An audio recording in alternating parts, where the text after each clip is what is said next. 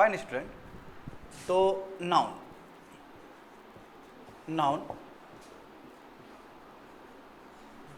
Class number 5। तो पिछले class में हम लोग ऑब्जर्वेशन ऑफ नाउन कर रहे थे, जिसमें हम लोगों ने 7 ऑब्जर्वेशन कंप्लीट किया।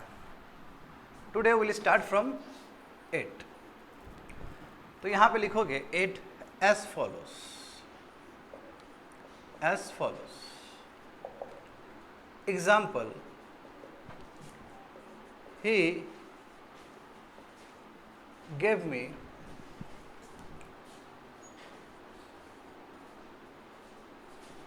₹2.50. ₹2.50. A. B is sure he gave me ₹2.50.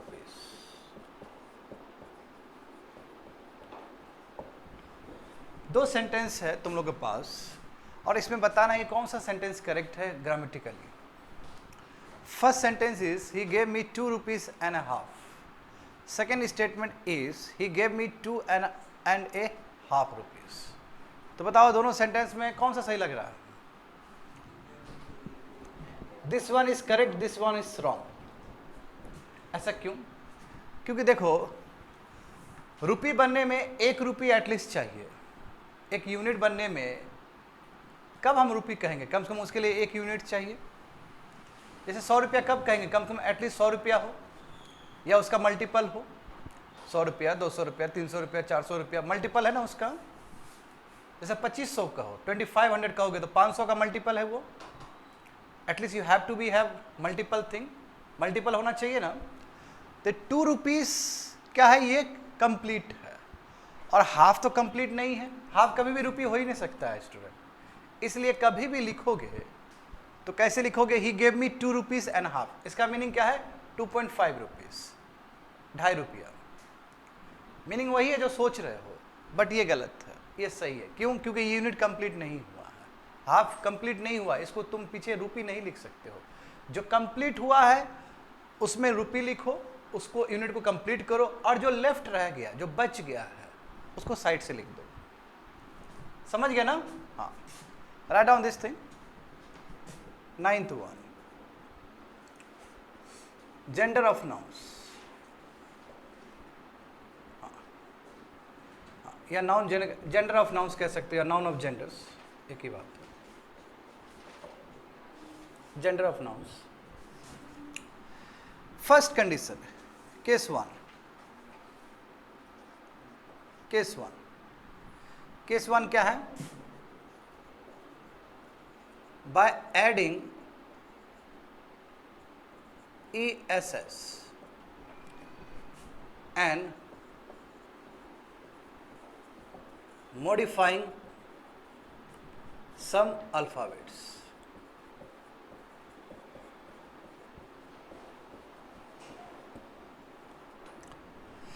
हम लोग कर क्या है बेसिकली? देखो, यहाँ मस्कुलिन जेंडर डालते हैं और यहाँ पे फेमिनिन जेंडर। ठीक है, masculine gender and feminine gender. Let's say यहाँ पे लायन है, तो क्या होगा इसका काउंटर पार्ट? फेमिनिन जेंडर क्या होगा? लायनेस। सही बात है ना? यहाँ पे लेट्स से टाइगर है, तो क्या होगा फेमिनिन जेंडर? टाइग्रेस। बट यहाँ पे गौर करना, यहाँ पे भी ESS ऐड हुआ है, यहाँ पे भी ESS ऐड हुआ है, करेक्ट। बट यहाँ से E रिमूव हो गया, बट यहाँ पे ऐसा कुछ नहीं हुआ था। इसलिए हेडलाइंस पढ़ोगे तो क्या लिखा गया है कि ESS ऐड तो करना है, बट कुछ अल्फ़ाबेट भी मॉडिफाई करने होते हैं। अल्फ़ाबेट मॉडिफाई करने का मतलब क्या है कि अल्फ़ाबेट आप सब्ट्रैक्ट भी कर सकते हो, या अल्फ़ाबेट का जो ऑर्डर है वो चेंज भी कर सकते हो। समझ गए ना? हाँ। उसी तरह देखो, गॉडेस, गॉड हो गया, तो गॉड का काउंटर पार्ट क्या होगा? गॉडेस। इसमें भी हम लोग अल्फ़ाबेट मॉडिफाई किए by adding 1 more alphabet in the form of D। आया समझ में? समझ गया ना? तो एक तरीका ये भी है, देखो इससे पहले हम लोग 10 तरीका जान चुके हैं कैसे सिंगुलर नाउन से प्लूरल नाउन बनाया जाता है, करेक्ट। तो सिमिलरली यहाँ पे वही देख रहे हैं हम लोग कैसे मस्कुलिन जेंडर से फेमिनिन जेंडर बनाया जाता है। तो फर्स्ट क्या है rule, by adding ESS it also comes under your observation of noun. ये भी क्या है, ऑब्जर्वेशन ऑफ नाउन का ही हिस्सा है, observation of nouns.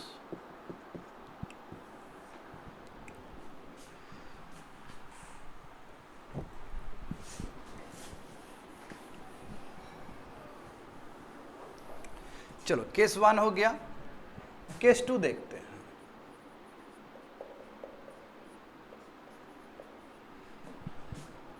By replacing some words, यानी कि कुछ वर्ड्स को भी रिप्लेस करके हम लोग मस्कुलिन जेंडर से फेमिनिन जेंडर का यात्रा कर सकते हैं। Masculine gender and your feminine gender. जैसे एग्जांपल देखो, वॉशर मैन है तो मैन को रिप्लेस कर दो वॉशर वुमेन से,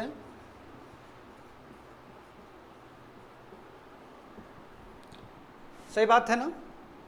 वॉशर मैन को रिप्लेस कर दिया, यानी कि मैन को रिप्लेस कर दिया वुमेन से, करेक्ट। जैसे लेट से यहाँ पे मेल सर्वेंट, तो क्या होगा, यहाँ पे मेल को रिप्लेस कर दो, लिखो मेड सर्वेंट।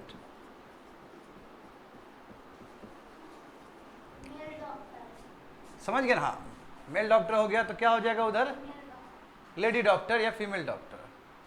इंडिया में ज़्यादा लेडी डॉक्टर कहा जाता है, बात समझे ना, but you can say female doctor, it's fine. समझ गए, तो इस तरह हम लोग रिप्लेस कर सकते हैं। जैसे एग्जांपल देखो, अच्छा इसका मुझे याद आ रहा है, जैसे यहाँ पे मास्टर हो गया तो वहाँ पे मिस्ट्रेस हो सकता है ना स्टूडेंट्स। जैसे मास्टर है तो क्या हो जाएगा यहाँ पे मिस्ट्रेस। जैसे एग्जांपल देखो, यहाँ पे एक्टर है, तो यहाँ पे क्या हो जाएगा एक्ट्रेस। बट हम लोग जानते हैं कि रिसेंट टाइम में अब एक्ट्रेस को भी एक्टर कहा जाता है, तो ऑब्लिक करके एक्टर लिख दो।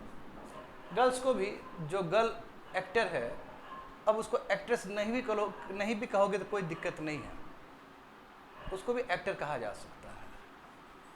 यानी कि पहले जो नोमेनक्लेचर चल रहा था एक्ट्रेस का, अब उसको एक्टर भी कहा जा सकता है, और ये रिसेंट टाइम में ये चेंज हुआ है।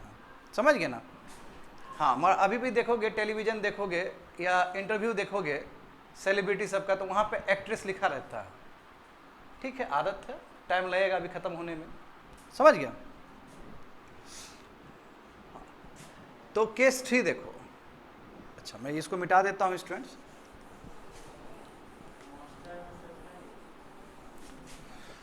देखो यहाँ पे केस 3,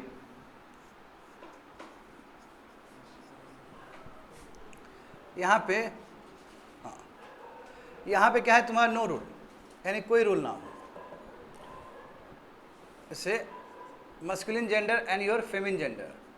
जैसे मान लो यहाँ लैड है, तो लैड का मतलब क्या था, ओल्ड इंग्लिश में ना बॉय को लैड कहा जाता था, समझे। और ओल्ड इंग्लिश में गर्ल को क्या कहा जाता था, लेस। समझ गए। हाँ, उसी तरह देखोगे तो बहुत सारे ऐसा वर्ड है, जैसे हॉर्स हो गया, तो यहाँ पे क्या हो जाएगा, मेयर हो जाएगा।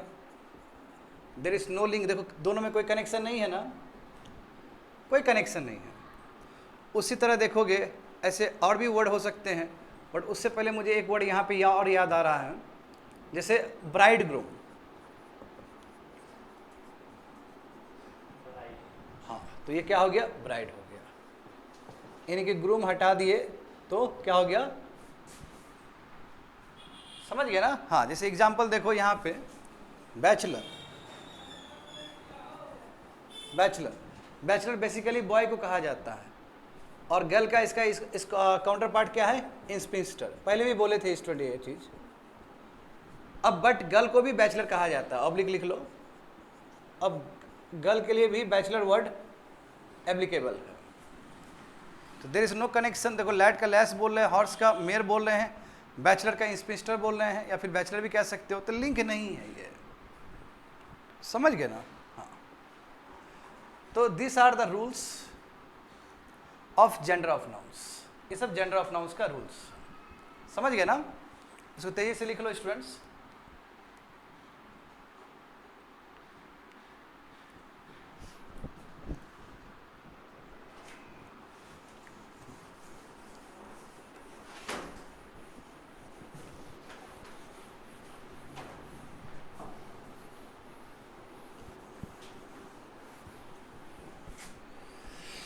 अच्छा कितना हुआ? 8 नंबर ना, 8 की 9 हुआ? देखो तो 9 हुआ, ओके 10 देखते हैं।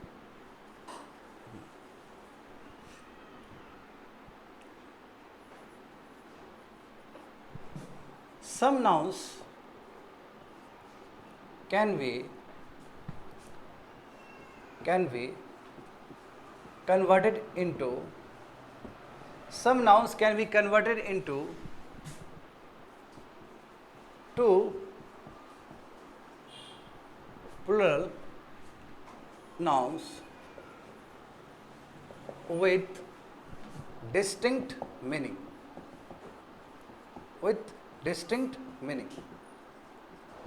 अब क्या है इसका मतलब, तो समझो। 1, जैसे लेट्स से क्लोथ का 2 प्लुरल हो सकता है, एक हो सकता है क्लोथ्स और एक हो सकता है क्लोथ्स। दोनों का प्रोनाउंसिएशन लगभग सेम ही है।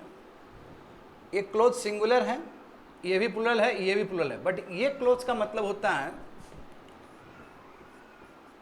Unstitched cloth. जो आप कपड़ा खरीदने के लिए जाते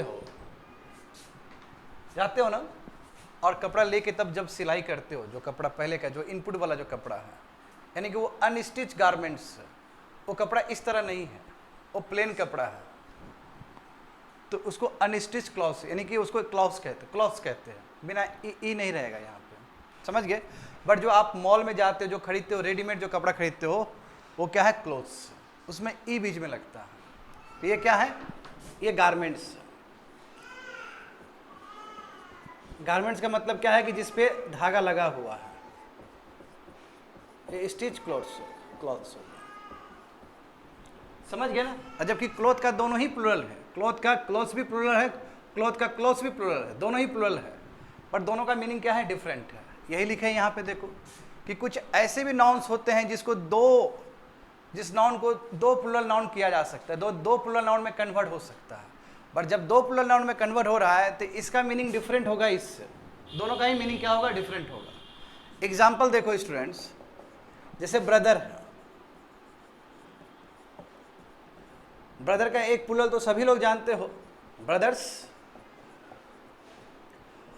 और ब्रदर का एक प्लुरल ब्रिथरेन भी होता है, ब्रिथरेन, समझ गए ना? Brethren is a plural form of brother. तो ब्रदर का 2 प्लुरल होता है, एक ब्रदर्स होता है, एक ब्रिथरेन होता है। अच्छा, ये ब्रदर्स तो सभी लोग जानते हो, मेंबर्स ऑफ द फैमिली, समझे ना? एक फैमिली का मेंबर्स, जिसमें आपके कजन भी हो सकते हैं, आपके ब्लड ग्रुप वाले भी हो सकते हैं। बट ये ब्रदर का ये ब्रिथरेन का मतलब है सोसाइटी का मेंबर्स, सोसाइटी। अच्छा, सोसाइटी में बहुत सारे लोग होते हैं जिसको आप भैया बोलते हो, हाँ, तो वो ब्रिथरेन है एक्चुअली आपका। और जो अपने घर में जो होते हैं जिसको भैया बोलते हो, वो ब्रदर्स। दोनों ही प्लुरल है, बट दोनों का ही मीनिंग डिफरेंट है, समझ गए? उसी तरह देखोगे स्टूडेंट, जैसे एग्जाम्पल देखो, इंडेक्स, इसका भी 2 प्लुरल हो सकता है, इंडेक्सेस एंड योर इंडिसेस। ये इंडेक्सेस का मतलब होता है जो भी कंटेंट्स है, कभी भी कोई भी किताब देखोगे ना, शुरू में इंडेक्सेस लिखा रहता है, यानी कि क्या क्या है इसमें सिलेबस, क्या क्या इसमें कंटेंट्स है, तो वो ये है। और ये इंडिसेस का मतलब क्या है? ये अलजेब्राइक एक्सप्रेशन है, अलजेब्राइक एक्सप्रेशंस है, जो कि मैथ में काम आता है, मैथ में यूज होता है। जैसे एग्जांपल देखो बच्चे लोग पढ़े होंगे, तुम लोग जरूर पढ़े होंगे, a power m into a to power n is equal to, तो ये जो m है और n है यही क्या है, इंडिसेस। समझ गए ना? तो बिल्कुल इंडेक्स का वो प्लूरल फॉर्म है। तो कहने का मतलब क्या हुआ कि एक सिंगुलर नाउन का दो भी प्लूरल नाउन हो सकता है और दोनों का मीनिंग डिफरेंट भी हो सकता है।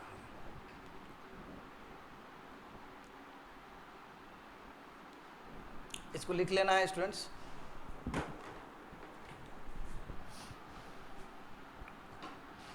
अच्छा, मैप दो, बिना मैप का सही नहीं लगता है।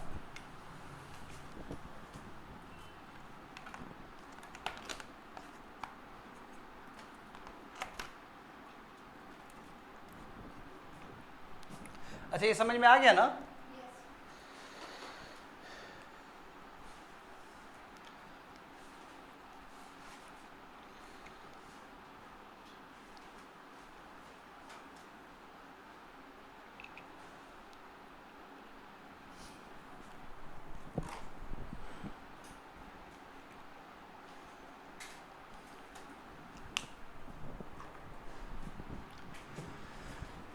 Yes, we have completed 10th observation.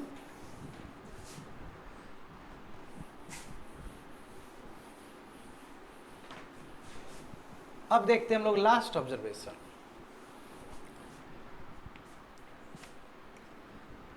Eleventh हुआ।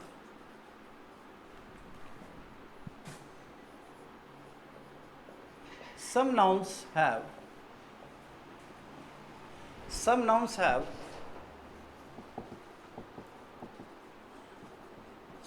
have different meanings. Some nouns have different meanings in their singular and plural forms. यानी कई ऐसे नाउन्स होते हैं जो सिंगुलर फॉर्म में मीनिंग कुछ और देता है और प्लूरल फॉर्म में मीनिंग कुछ और देता है, जस्ट लाइक हम लोग जो अभी देखे हैं उसी टाइप का कुछ एग्जाम्पल देखो। जैसे एग्जाम्पल देखो, फिजिक। ये फिजिक का मतलब है स्टूडेंट मेडिसिन। इसका मतलब क्या है, मेडिसिन।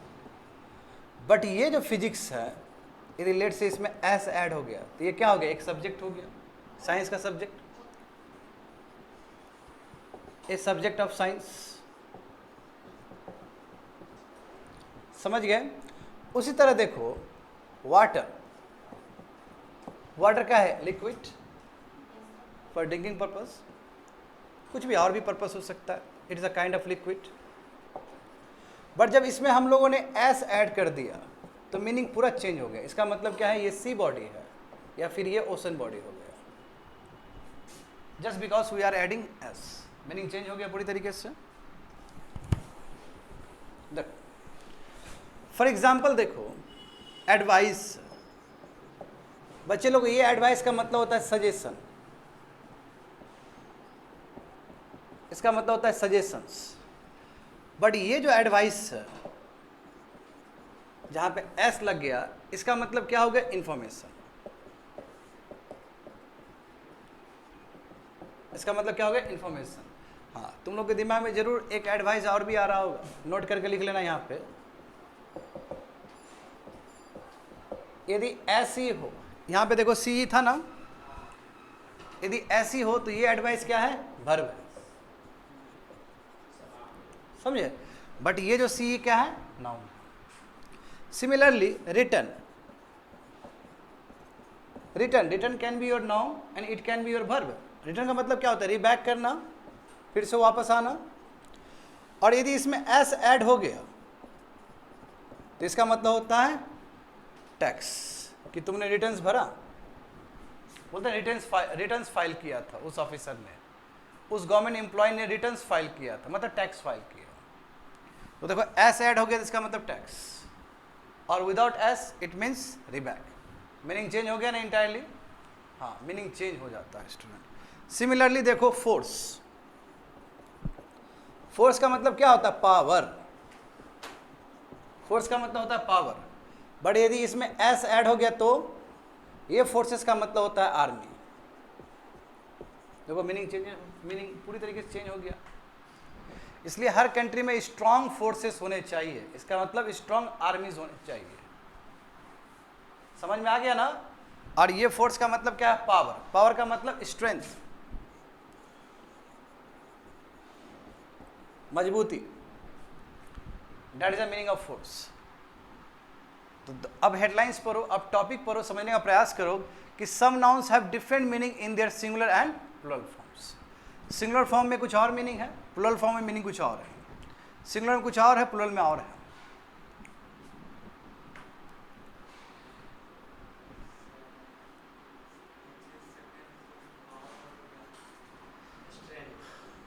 स्ट्रेंथ, यदि स्पेलिंग मेरा समझ में नहीं आता है तो जो साइड में बैठा है उससे पूछ लो, it is a better to communicate. समझ गए? ये हो गया ना? चलो फटाफट लिखो इसको। अब बताओ स्ट्रेंथ का स्पेलिंग देखो तो पीछे है, देखो तो कहीं पे। तो हो गया। तो कौन सा भी लग रहा है तुमको? कौन सा वाला?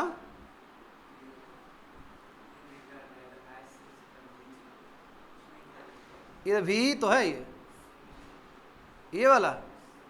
अच्छा ये वाला RETURN, ये कौन सा भी लग रहा है? ये रिबैक है, रिबैक। लो खुश, इतना तो होना चाहिए। चलो एनीवे, हो गया ना ये?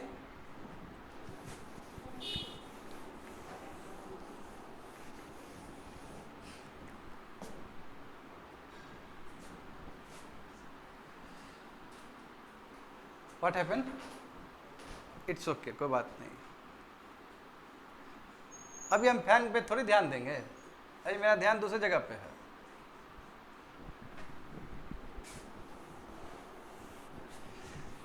तो yes, we have completed observations of noun. Noun का ऑब्जर्वेशन कंप्लीट हो चुका है स्टूडेंट्स। अब देखो, all together we are moving towards the new topic.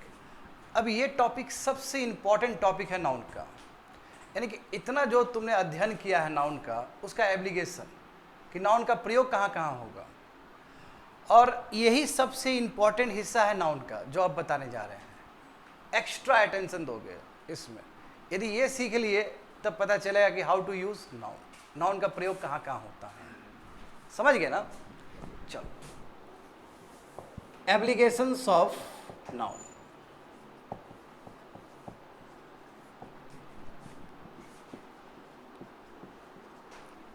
Applications of noun, noun का कहाँ कहाँ प्रयोग होता है, या नाउन का क्या यूजफुलनेस है। नंबर 1 देखो, subject. Noun can be used as a subject in a sentence.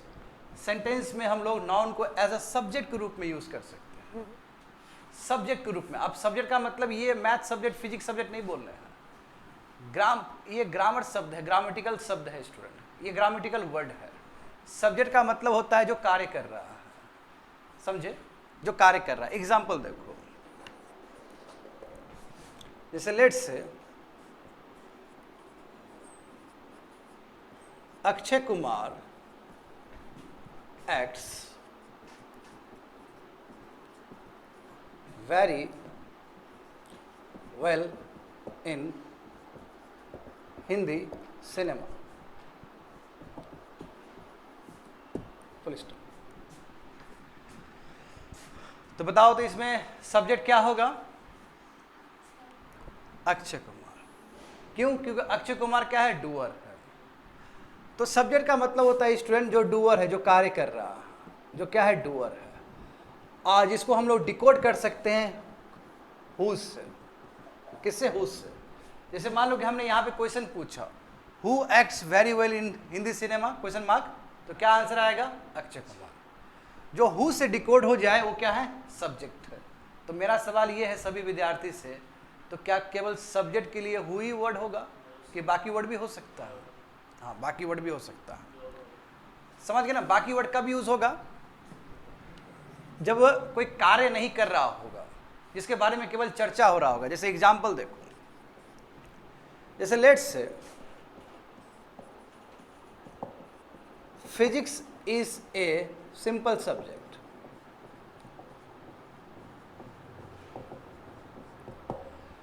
तो कैसे डिकोड करोगे फिजिक्स को, कैसे क्वेश्चन मार्क पुट करोगे, what is the best subject या what is the simple subject, तो आंसर क्या आएगा, फिजिक्स। तो कहने का मतलब केवल हु से ही डिकोड नहीं होता है, वो व्हाट से भी डिकोड हो सकता है। बट बच्चे लोग तुम लोग बताओगे कि दोनों में अंतर क्या है, what is the difference between who and what. जब हु से डिकोड हो रहा है तो वो कार्य कर रहा है,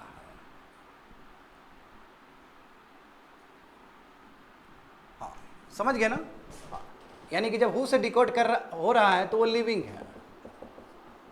एंड दोनों ही हो सकता है, ये या तो काम भी कर सकता है या फिर इसका स्टेटस भी हो सकता है। जैसे एग्जांपल देखो,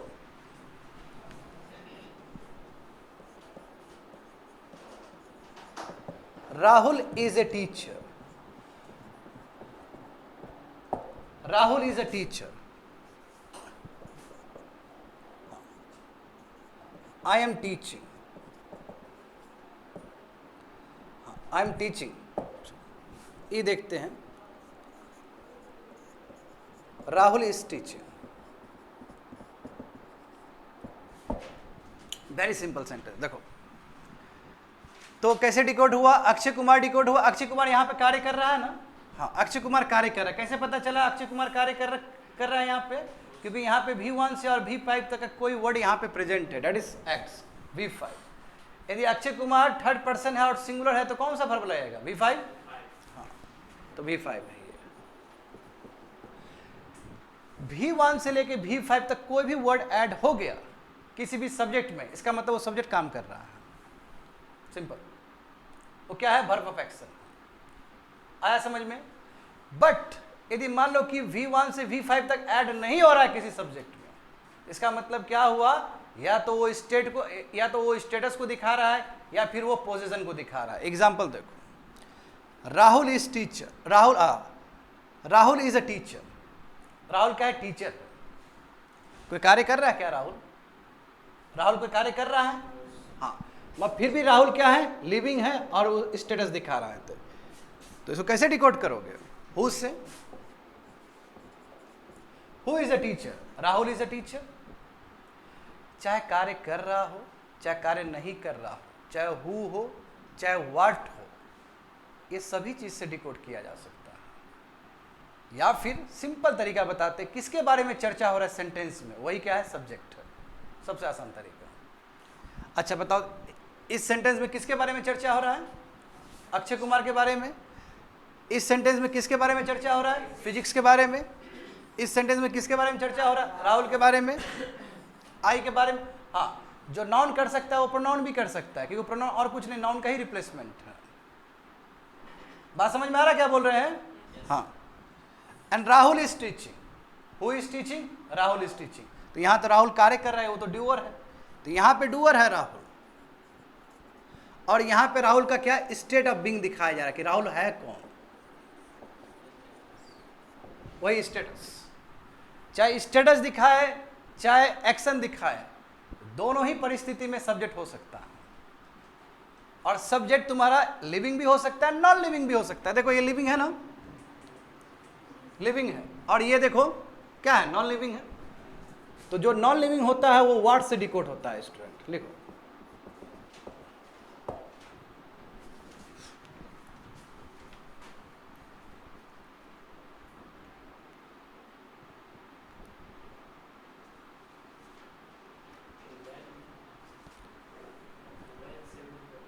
ओएन से कैसे करोगे डिकोड, ओएन से बोलो, नहीं कभी नहीं। ओएन शब्द तो एक तो है ही नहीं, ओएन जो शब्द है वो एडवर्ब है, समय। वो इनफैक्ट वो प्रोनाउन भी नहीं हो सकता, वो क्या है, एडवर्ब है, क्योंकि वो समय बता रहा है। क्या बोले, whom can be your pronoun, and whom बिल्कुल इंपॉर्टेंट है ऑब्जेक्ट को दिखाने के लिए।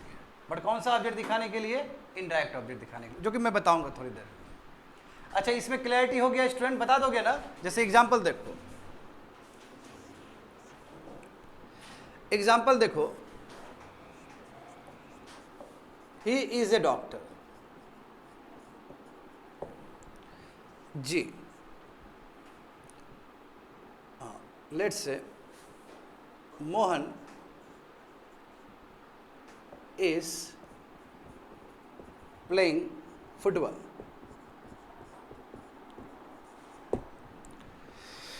अच्छा, ऐप में बताओ तो सब्जेक्ट क्या होगा? ही इज अ डॉक्टर, क्या होगा सब्जेक्ट? ही होगा, सही बात है। सब्जेक्ट, हाँ सब्जेक्ट देखो, सब्जेक्ट या तो नाउन हो सकता है और नाउन नहीं हुआ तो प्रोनाउन हुआ, कोई बात नहीं, प्रोनाउन के अंदर खुद नाउन है, देखो समझ गए ना, हर चीज प्रोनाउन कर सकता है जो नाउन भी कर सकता है। अब यहाँ पे बताओ, जी में बताओ, जी में क्या है? मोहन। चलो ये तो क्लियर हो गया। अब बच्चे लोग यहाँ पे हमें ध्यान देना होगा, पहले तो चलो ये लिख लो लिख लो लिख लो, यहीं से ऑब्जेक्ट का कॉन्सेप्ट स्टार्ट होता है। और यहाँ पे एक थीन लाइन है कि जहाँ पे तुम लोग गड़बड़ करोगे। कैसे गड़बड़ करोगे? सब्जेक्ट कंप्लीमेंट और वर्ब कंप्लीमेंट में। पहले तो इसको लिख लेना है। अच्छा, कोई स्टूडेंट जिसको समझ में नहीं आया हो ये चीज, आपको समझ में आया ठीक से? ये जैसे मैंने कहा यू आर ए स्टूडेंट, तो बताइए सब्जेक्ट क्या है? यू। जो नहीं कि यू कार्य करेगा, जिसके किसके बारे में बात हो रहा है? यू के बारे में हो रहा है। हाँ,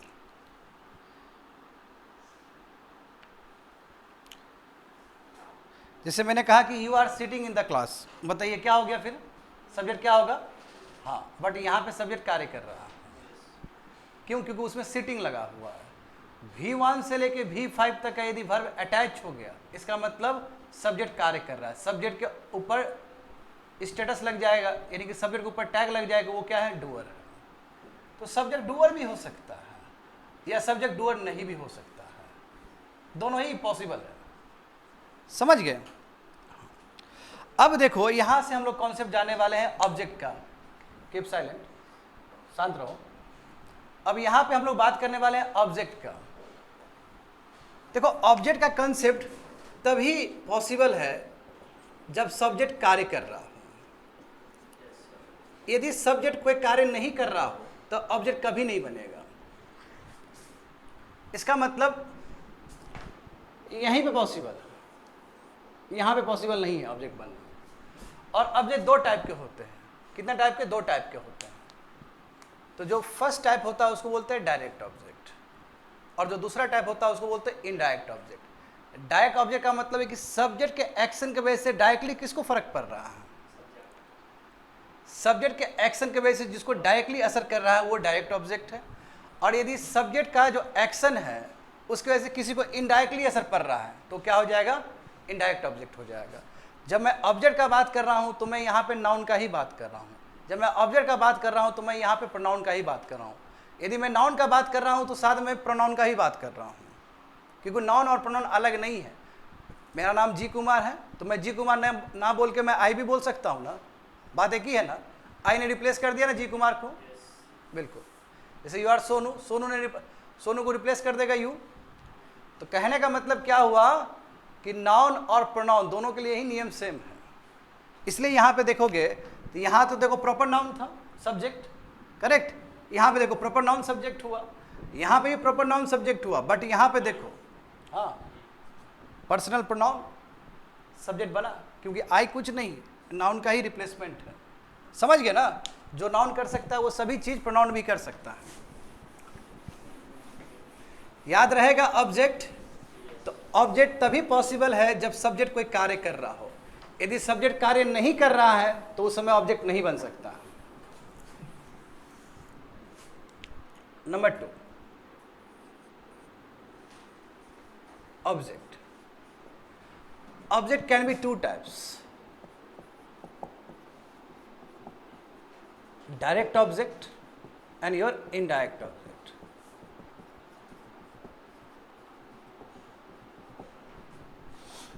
इसमें लिखोगे action, action of subject impacts directly. इसमें क्या लिखोगे? Action of subject impacts indirectly। ठीक है, चलो एग्जाम्पल देते हैं और ज़्यादा अच्छे से समझ में आएगा।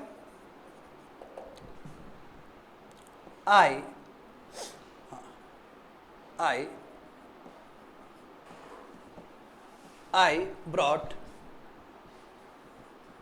some vegetables. A. B. Please bring me some tea. C देखो, he purchased a pen. D देखो, I am going to Patna. E देखो, I visited a temple.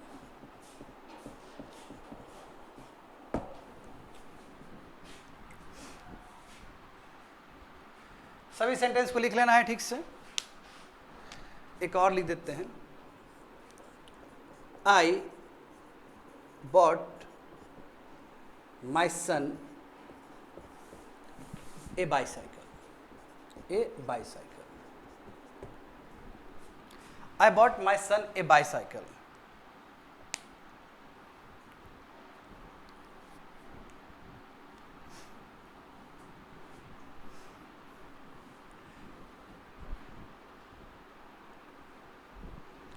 सबसे पहले यदि किस लिख लिए हो तो सबसे पहले आइडेंटिफाई करो सब्जेक्ट क्या क्या है। Identify,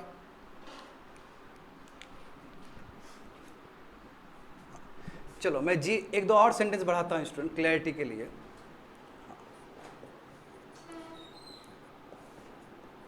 I am a teacher, H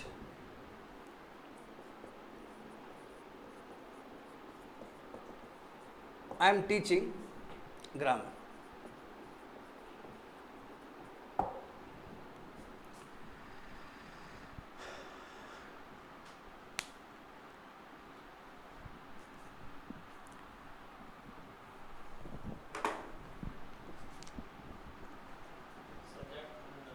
subject ढूंढना है।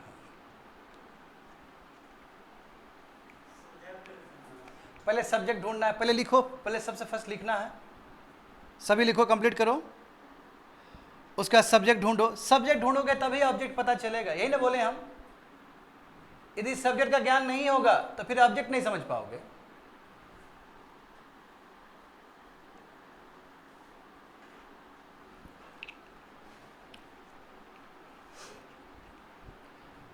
लिख लिए हो सभी लोग? चलो यहां देखते हैं, तुम लोग से पूछते हैं, बताओ तो इसमें सब्जेक्ट क्या है? ए में करेक्ट। भर बताओ, भर कहाँ पे है? Very good. चाहे V1 हो, चाहे V2 हो, चाहे V5 हो, सभी क्या है? भर। इसका मतलब पक्का आई काम कर रहा है। आई काम किया ना, क्योंकि वहाँ V2 लग गया। चाहे V1 लगे, चाहे V2 लगे, कुछ भी लगे, V5 तक। तो बताओ यहाँ पे सब्जेक्ट क्या होगा, ऑब्जेक्ट क्या होगा? हाँ, अब बताओ सम नाउन है? नो, वेजिटेबल नाउन है। तो ये जो वेजिटेबल है ये क्या हो जाएगा? Direct object. क्या हो जाएगा? डायरेक्ट ऑब्जेक्ट हो जाएगा। आ रहा है समझ में? क्योंकि इसने कुछ कार्य किया, और जो कार्य किया कहाँ पे असर पड़ा? वेजिटेबल। समझे? वेजिटेबल पे असर किया। अब देखो यहाँ पे, अब बताना तुम लोग, please bring me some tea. अब यहाँ बताओ सब्जेक्ट क्या है? सब्जेक्ट क्या है? यू। सब्जेक्ट क्या होगा?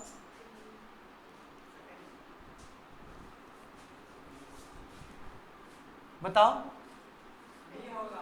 हाँ, आई एम आस्किंग यू।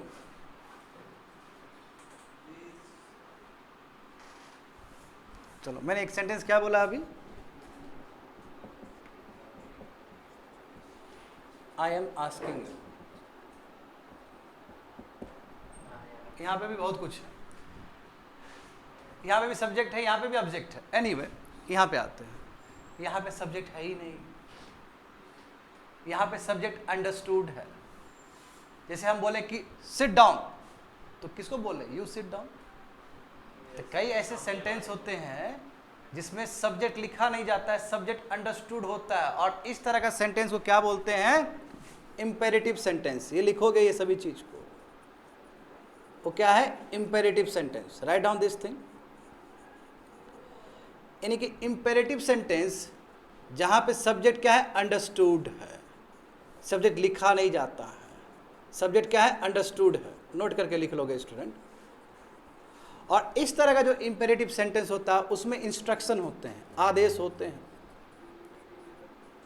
उसमें ऑर्डर होता है।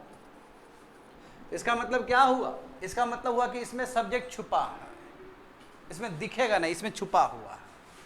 तो please bring me some tea, हम क्या बोल रहे हैं? मतलब तुम किसी को बोल रहे हैं, वहां पर अंडरस्टूड है। You please bring me some tea, तो यू इसके अंदर ही छुपा हुआ है। अब बताओगे यहां पे वर्ब है ना, इसका मतलब पक्का यहां पे डायरेक्ट ऑब्जेक्ट होगा। अच्छा, ब्रिंग का डायरेक्ट रिलेशन किससे है? क्या लाने के लिए बोला है? टी लाने के लिए बोला है, तो टी क्या हो गया स्टूडेंट? Direct object. क्या हो गया?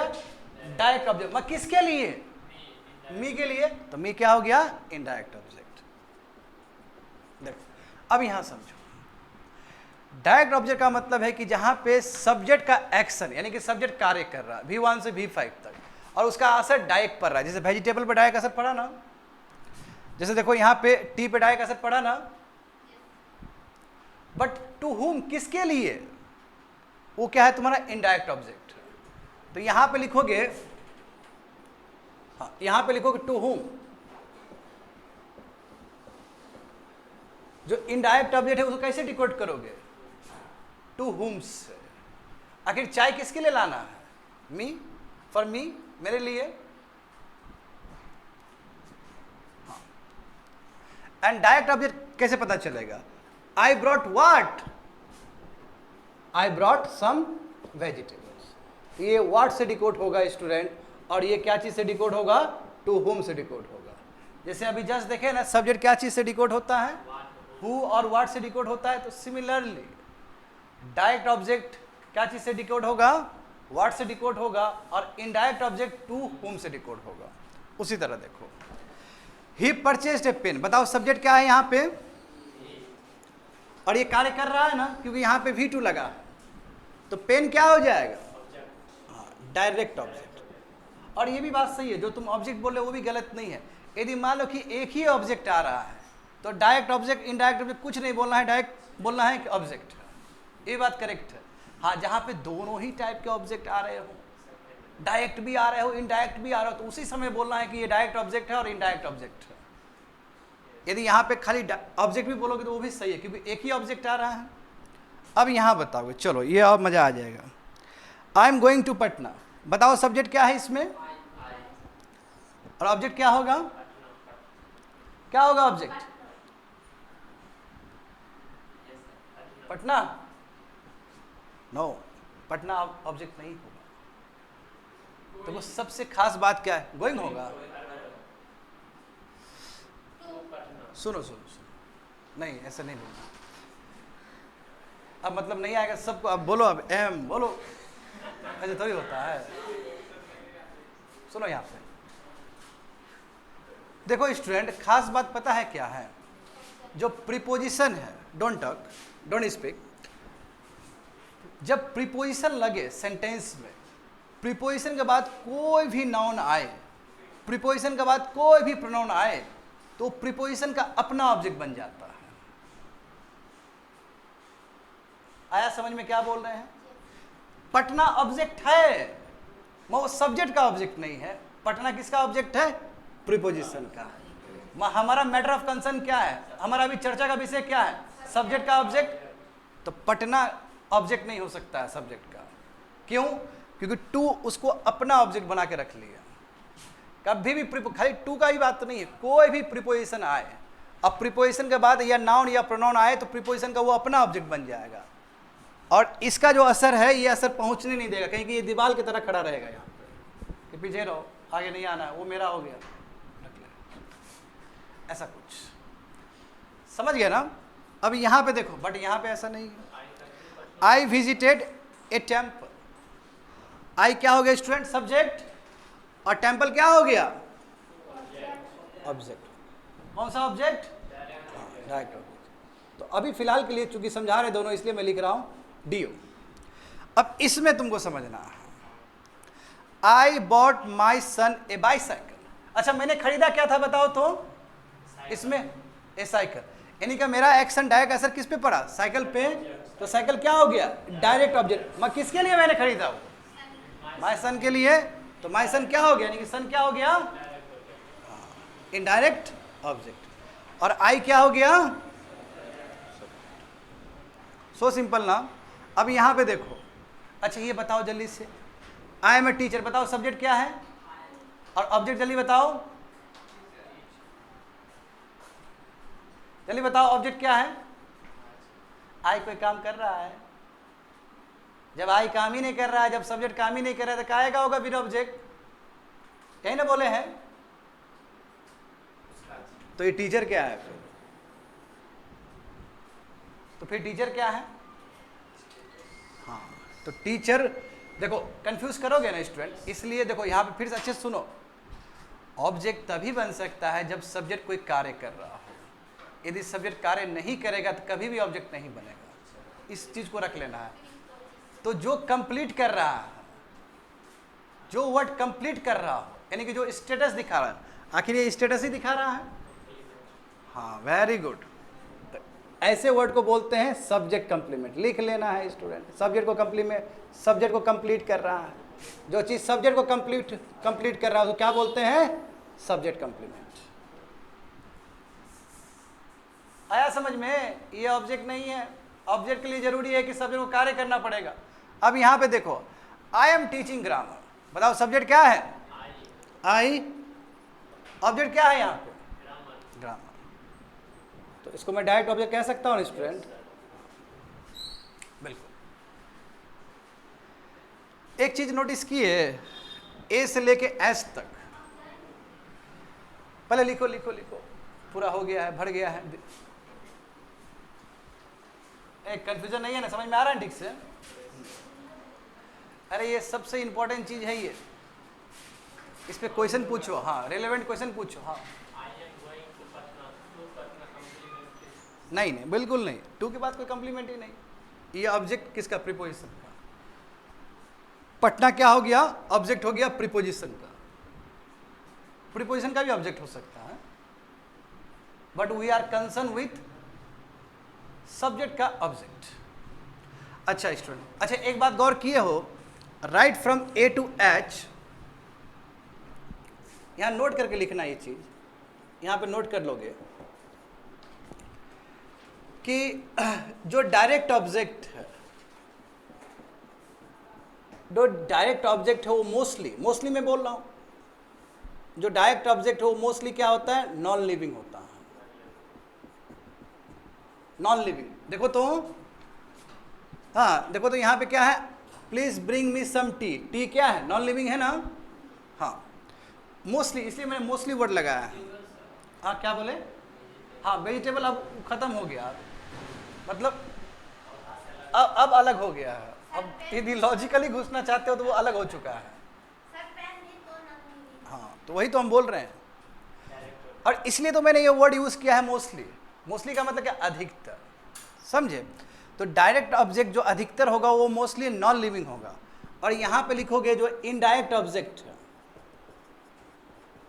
अभी स्पेस नहीं है मेरे पास इसलिए यहां पे लिख रहा हूं स्टूडेंट, तुम लोग नोट करके नीचे लिख लोगे।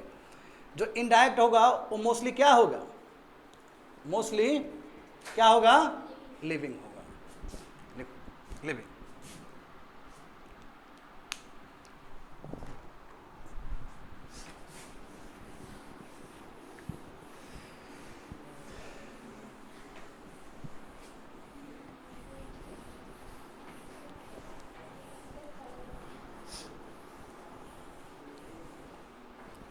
चलो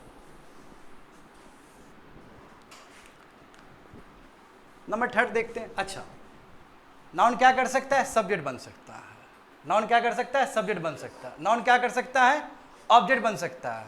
और ऑब्जेक्ट में डायरेक्ट ऑब्जेक्ट भी बन सकता है और इनडायरेक्ट ऑब्जेक्ट भी बन सकता है। करेक्ट। अब 3 देखते हैं। नाउन सब्जेक्ट कंप्लीमेंट भी बन सकता है, जो अभी जस्ट देखे हो तुम लोग। सब्जेक्ट कंप्लीमेंट भी बन सकता है। और सब्जेक्ट कंप्लीमेंट का मतलब क्या होता है स्टूडेंट? जहां पे सब्जेक्ट जो है कार्य नहीं कर रहा है, सब्जेक्ट कार्य नहीं कर रहा है, एक्शन नहीं कर रहा है। एक्शन नहीं करने का मतलब क्या हुआ? इसका मतलब V1 से लेके V5 तक का कोई बात ही नहीं है यहां पे।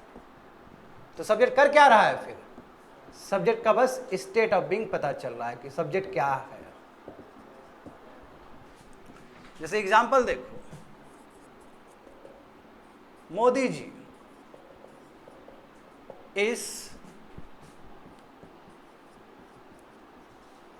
Current prime minister of India. Subject क्या है इसमें? मोदी जी। ऑब्जेक्ट क्या होगा यहां पे? ऑब्जेक्ट क्या होगा यहां पे? ऑब्जेक्ट होगा ही नहीं, मोदी जी काम कर रहे हैं क्या? हाँ, तो क्या होगा तुम्हारा सब्जेक्ट कंप्लीमेंट? क्या होगा? Prime minister of India. Current नहीं लिखें क्योंकि करंट क्या है? एडजेक्टिव है। हाँ, करंट साथ में लिख सकते हो, ऐसे कोई हार्ड एंड फास्ट रूल नहीं है, क्योंकि पीएम के लिए ही करंट आया है। तो ये प्राइम मिनिस्टर जो वर्ड है, ये क्या है? सब्जेक्ट कंप्लीमेंट है। उसी तरह देखो, Virat Kohli is a cricketer. Is a cricketer. बताओ यहां पे सब्जेक्ट कंप्लीमेंट क्या है? और विराट कोहली क्या है? सब्जेक्ट। क्योंकि विराट कोहली कोई काम नहीं कर रहा है यहां पे। समझ गए ना? हाँ। नोट करके लिख लोगे विद्यार्थी लोग, ये नोट करके लिख लोगे, बाद में बहुत काम आएगा जब तुम लोग वर्ब का चैप्टर पढ़ोगे। कि जो अभी देखे हो ऑब्जेक्ट, ऑब्जेक्ट चाहे वो इनडायरेक्ट ऑब्जेक्ट हो चाहे वो डायरेक्ट ऑब्जेक्ट हो, ये दोनों को वर्ब कंप्लीमेंट भी कह सकते हो, क्योंकि वर्ब को कंप्लीट करने में ये हेल्प किया है। वर्ब को कंप्लीट करने में हेल्प किया है ना। जैसे ही परचेस्ड ए पेन, वर्ब क्या हुआ? ये वर्ब हुआ ना V2। तो इसको कंप्लीट यदि किसी ने किया है तो वो पेन ने किया है। तो पेन, चलो ठीक है, पेन क्या हो गया? डायरेक्ट ऑब्जेक्ट हो गया ना। एट द सेम टाइम वो डायरेक्ट ऑब्जेक्ट क्या है? वर्ब कंप्लीमेंट भी है। तो कहने का मतलब क्या हुआ?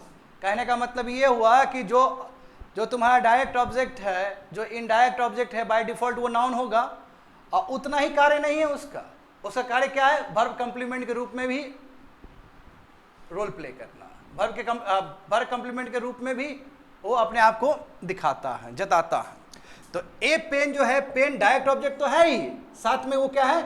वर्ब कंप्लीमेंट ही है। अब वर्ब कंप्लीमेंट क्यों बना? सवाल ये, क्योंकि वर्ब को वो कंप्लीट कर रहा है। यदि मैं इतना ही लिखता ही परचेज, तो क्या मीनिंग निकल रहा था? नहीं निकल रहा था।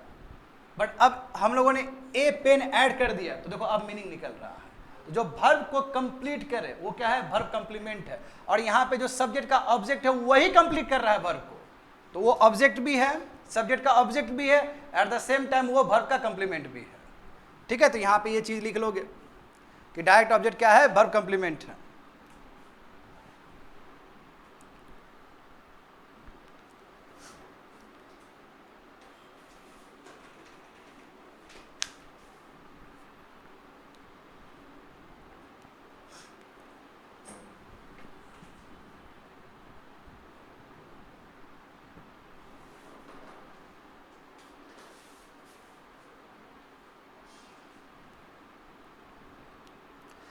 Object can be your direct object can be your indirect object, and direct object and indirect object both are part of verb complement because both completes the meaning of verb.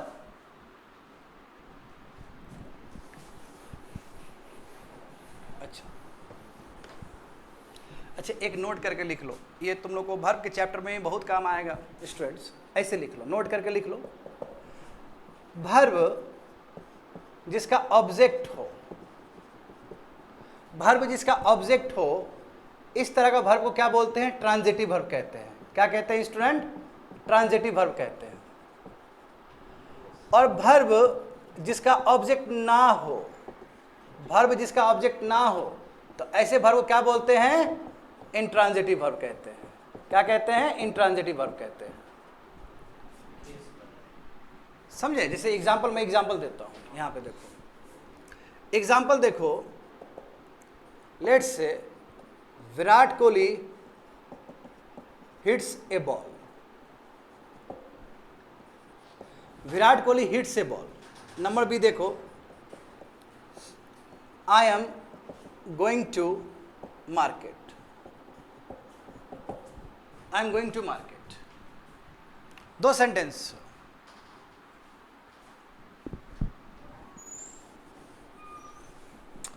तो तुम लोग को बताना है कि कौन सा वर्ब ट्रांजिटिव है और कौन सा वर्ब इंट्रांजिटिव है, बताओ तो।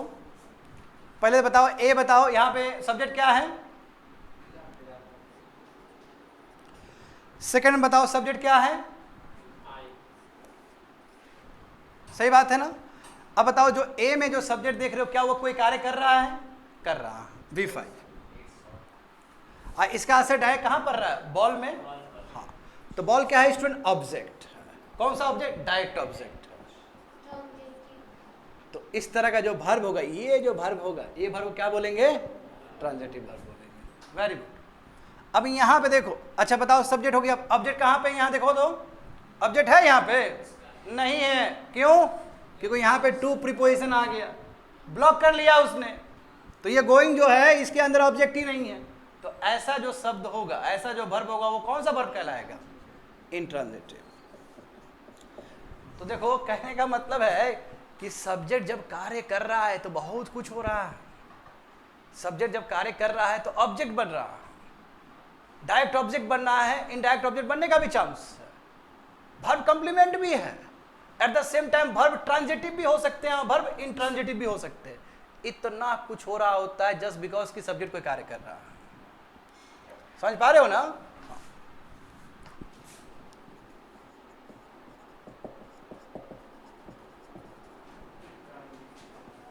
इसको लिख लोगे स्टूडेंट, ट्रांजिटिव।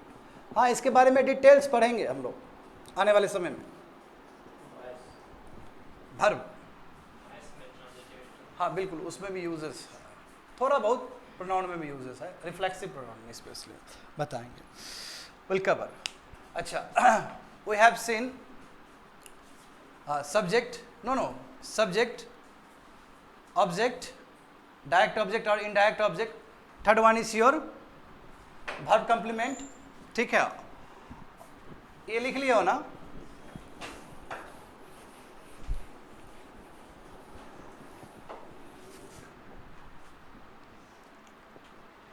देखो नंबर थर्ड, देखो नंबर थर्ड हो गया ना। फोर्थ वन देखो,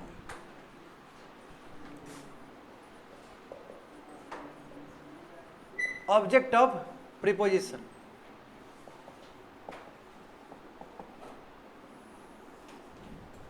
ऑब्जेक्ट ऑफ प्रीपोजिशन वही चीज जो इससे पहले बात हुआ था।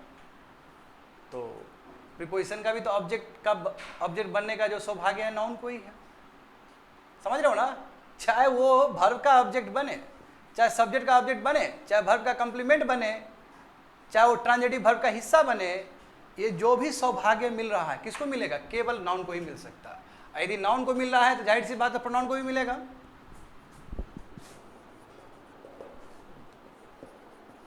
He is pointing to a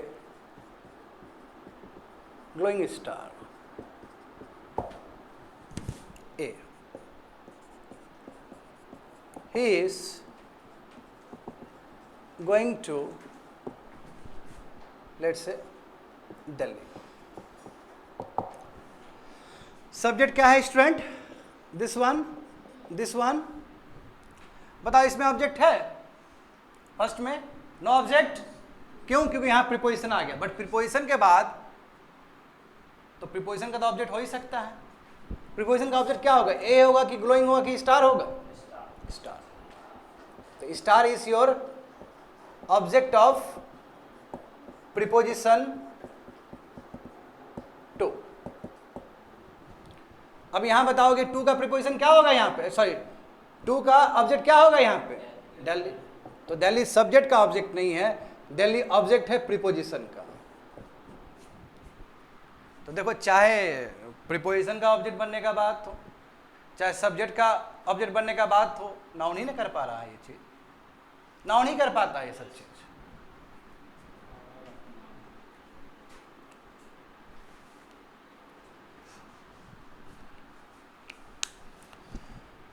I'll cover, अभी मैं कवर करूंगा। I am left with to concept, दो कॉन्सेप्ट और बचा हुआ है। With this I will complete the noun chapter. ठीक है, वेट फॉर 5 मिनट्स।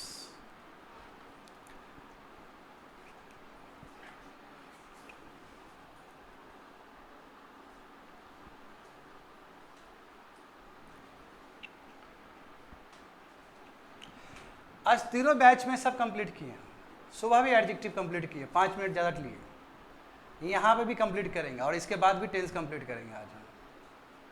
आज क्लास में तीनों चैप्टर हम क्लोज कर रहे हैं और मेरा प्रण था कि इस वीक हम खत्म करेंगे और कंप्लीट कर रहे हैं।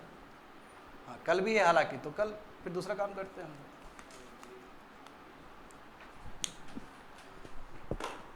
मिटा देना ये। चलो अब देखो टोटली नया कॉन्सेप्ट, अब बहुत नया कॉन्सेप्ट साथ आएंगे हम लोग। 5th and 6th वन एक साथ बताने वाला चीज है ये। अब हम लोग करेंगे जेराउंड, जेराउंड और इन्फिनेटिव। इसको अच्छे से समझना है स्टूडेंट, इसका बहुत ज़्यादा ही काम आएगा, बहुत ज़्यादा ही यूज होता है ये जेराउंड और इन्फिनेटिव। ठीक है, बढ़िया सुनो, जेराउंड और इन्फिनेटिव। जेराउंड का मतलब जो VING फॉर्म की तरह दिखता है, इन्फिनेटिव का मतलब जो 2 + V1 की तरह दिखता है। समझे? जैसे एग्जाम्पल देखो, जैसे गोइंग, स्मोकिंग, समझ गए? जितने भी ING फॉर्म है, प्लेइंग, स्विमिंग,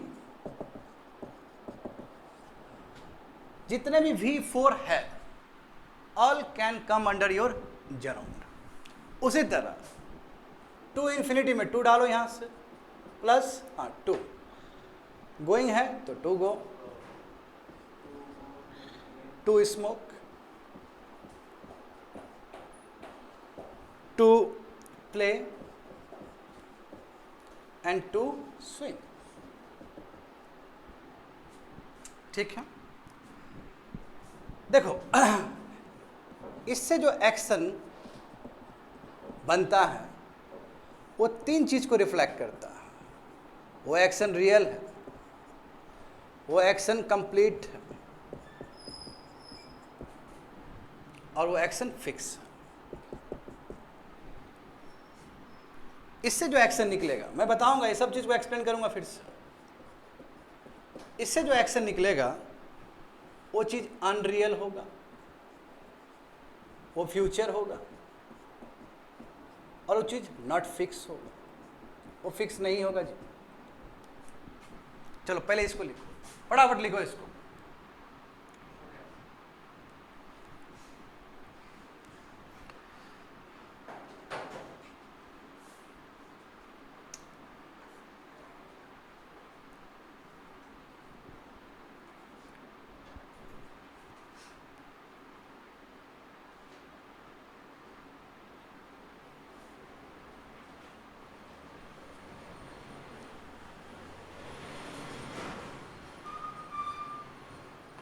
इसका एक्शन क्या होगा? रियल होगा।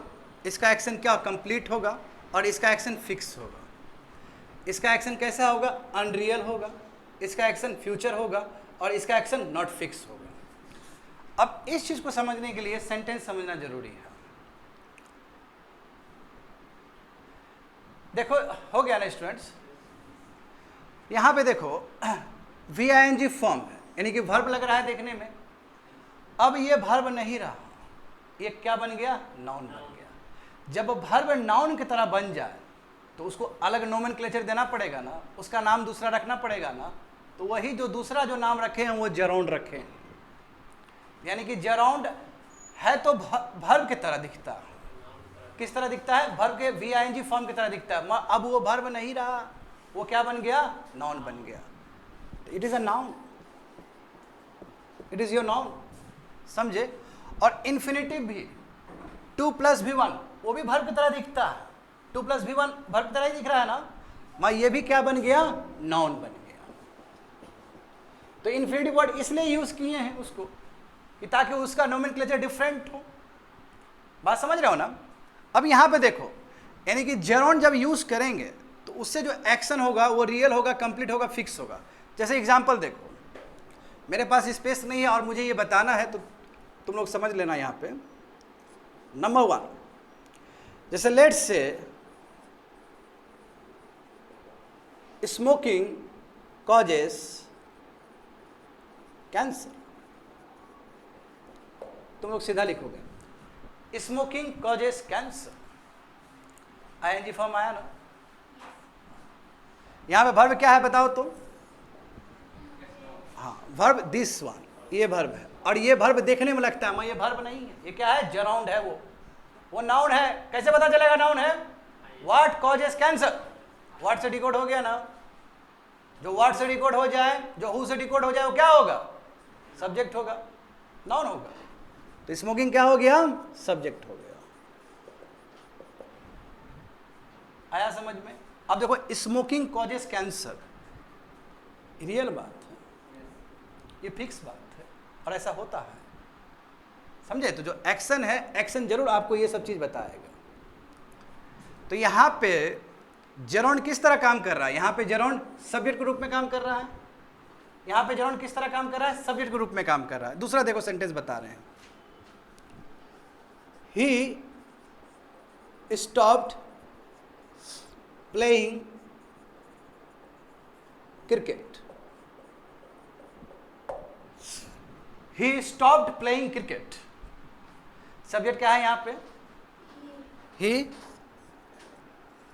वर्ब क्या है यहां पे?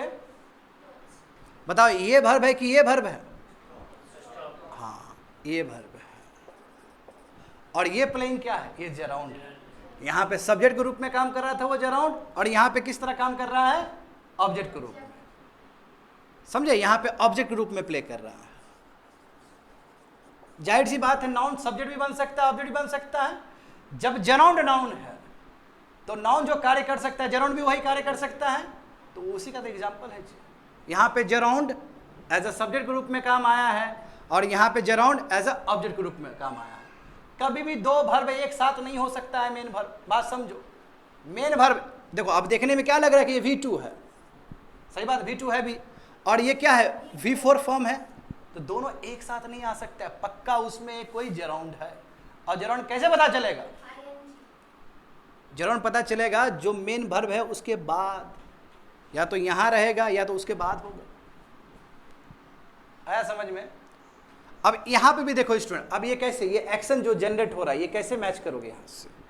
ही स्टॉप्ड प्लेइंग क्रिकेट, ये बात सत्य है, क्रिकेट खेलना शुरू कर दिया, ये बात कंप्लीट भी हो चुका है, और ये बात फिक्स है कि हाँ उसने क्रिकेट छोड़ दिया। तो जो एक्शन जो निकल रहा है जेराउंड से, या तो वो रियल हो सकता है, या तो वो कंप्लीट हो सकता है, या फिर वो फिक्स हो सकता है, समझे? तो जेराउंड कुछ नहीं, जेराउंड देखने में वर्ब की तरह लगता है ING फॉर्म, बट वो अब वर्ब नहीं रहा, वो अब नाउन बन गया। जब वो नाउन बन गया तो हर वो कार्य कर सकता है जो नाउन कार्य कर सकता है, समझ गए ना? सिमिलरली इन्फिनिटिव भी वही होगा। हाँ। तो नंबर 1 देखो, जैसे to swim is a good exercise.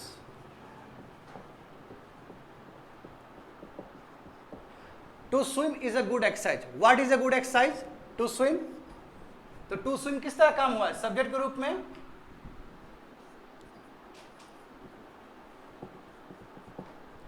Subject के रूप में what is a good exercise? बताओ तो क्या होगा आंसर इसका? To swim is a good exercise. तो यहां पे इंफिनिटिव किस तरह काम कर रहा है? सब्जेक्ट के रूप में। बट देखना इसका जो एक्शन है, बोल रहा है कि स्विम करना ना एक अच्छा एक्सरसाइज है, करना, होना नहीं, करना, फ्यूचर का बात है। और जो फ्यूचर का बात है वो बात अनरियल होगा ना।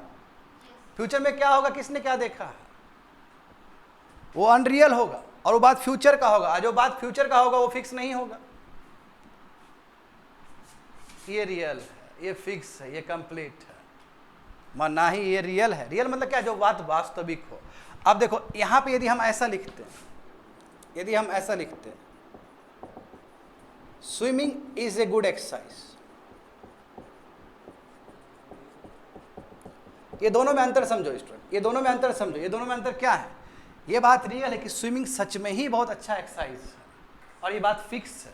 But to swim is a good exercise मतलब ये बात फिक्स नहीं, ये फ्यूचर का बात है, जो फिक्स नहीं है, जो चीज अनरियल है। देखो दोनों का मीनिंग चेंज हो गया ना।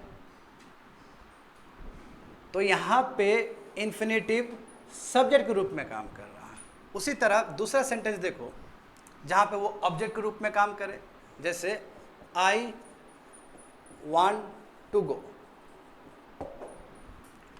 I want to go, I want what, I want to go। तो to go क्या हो गया स्टूडेंट, इन्फिनेटिव हुआ। और ये जो इन्फिनेटिव है, ये जो इन्फिनेटिव है किस तरह काम कर रहा है, I want what, मैं क्या चाहता हूं, to go, तो यहां पे ये ऑब्जेक्ट की तरह काम कर रहा है। हुआ नहीं, मैं चाहता हूं, कोई परमिशन देगा तो हम जाएंगे बाहर। ये बात क्या है, अनरियल है। ये बात क्या है, फ्यूचर का, ये बात फिक्स नहीं है। चाहे वो सब्जेक्ट के रूप में हो, चाहे वो ऑब्जेक्ट के रूप में हो, ये जो एक्शन है सब साथ में आएगा। और यहाँ पे चाहे वो सब्जेक्ट के रूप में हो, चाहे ऑब्जेक्ट के रूप में हो, ये एक्शन का ये भाव आएगा यहाँ पे। आया समझ में, समझ में आया। With this we have completed noun chapter. Noun complete हो गया।